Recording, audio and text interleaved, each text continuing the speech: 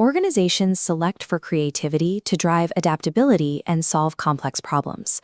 The prevailing assumption in human resources is that out-of-the-box thinkers inherently improve corporate culture. But cognitive flexibility is a neutral tool.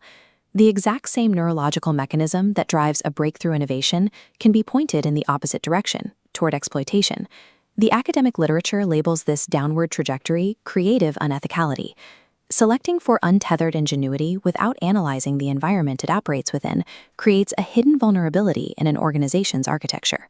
Creative unethicality is the mechanical application of ingenuity to bypass established rules, rationalize misconduct, and exploit systemic loopholes. We see the results of this in massive historical corporate collapses, driven by creative accounting and profit-driven ingenuity.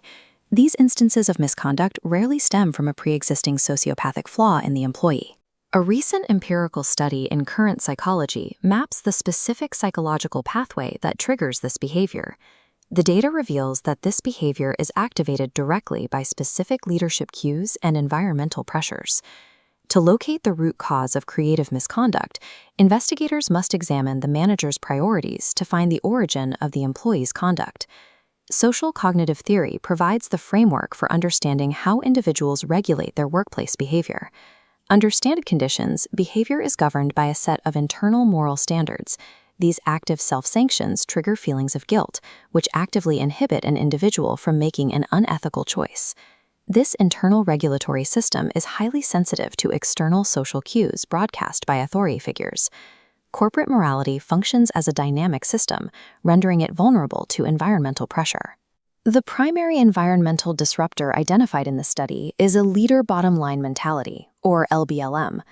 LBLM is a rigid leadership orientation that prioritizes financial outcomes to the absolute exclusion of competing priorities, such as ethics or employee welfare. This mentality functions as a dominant social signal. It overrides standard protocols and alters the workplace atmosphere. The signal subtly dictates to employees that how a goal is achieved is irrelevant compared to whether it is achieved. A leader's singular obsession with profit creates a hyper-focused environment where ethical considerations are actively suppressed as obstacles to success. This pressure does not operate through direct coercion. It initiates an internal psychological rationalization process. The study identifies the core mediating variable in this process as moral disengagement. The mechanical effect of moral disengagement directly deactivates the employee's internal regulatory system. Employees utilize this deactivated state to reduce cognitive dissonance. They justify their bad behavior by convincing themselves it is strictly necessary for organizational survival. The researchers proved this using a rigorous 2-time-point data collection method, tracking these cognitive mechanisms across 440 employees in Pakistan. Moral disengagement acts as the psychological bridge, translating external financial demands into internal permission to bypass ethics. When high-level creative problem-solving is unleashed without its ethical constraints, the behavioral output becomes volatile. The text outlines a specific empirical example: a hotel manager placed under extreme bottom-line pressure. The manager uses a cognitive bypass to hit the target. They rely on unethical ingenuity rather than direct theft. By inventing obscure hidden fees or charging for previously free services, the manager achieves the required revenue. They rationalize the extraction as a competitive necessity. Designing these extraction methods requires significant intellectual effort. It represents a malicious misdirection of creativity, not a lack of it. A leader's bottom-line mentality weaponizes an employee's best asset, their ingenuity, against the organization's own ethical standards. The study introduces a final structural variable that serves as a critical boundary condition: moral awareness.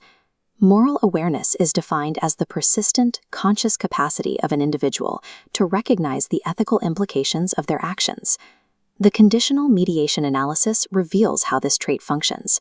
Individuals with high moral awareness deflect the pressure. This awareness disrupts the causal chain, acting as a psychological buffer against toxic leadership cues. However, the data confirms that at low to moderate levels of moral awareness, the destructive indirect effect of a bottom-line mentality remains significant. Moral awareness acts as a psychological circuit breaker, preventing profit obsession from mutating into creative misconduct.